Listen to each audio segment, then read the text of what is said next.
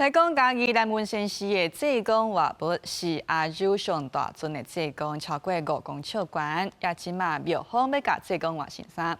廟方講這件新名衫的寸尺是一般100倍大，重量超過60公斤，用半冬才做好勢。從中間這裡。為了要替濟公換新衫，嘉義的南文縣市出動正10個人，大家做伙把這件超過60公斤重的新名衫搬起來。有人搭在咧腿頂懸，輕腳細手，把新名衫扭過村；有人在咧下面到順頭看尾。前後開店外鐘的時間，才替這尊亞洲上大、高度超過5公尺的濟公穿新衫。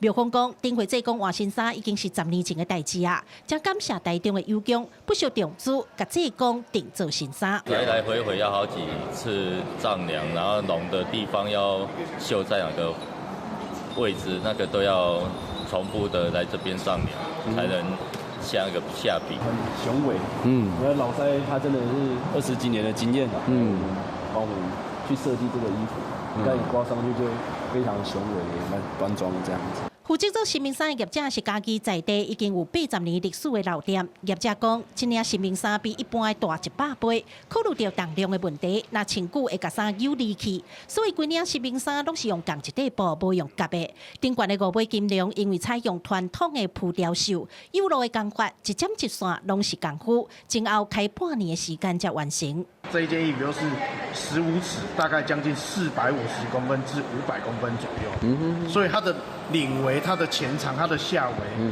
都是很大，非常大的。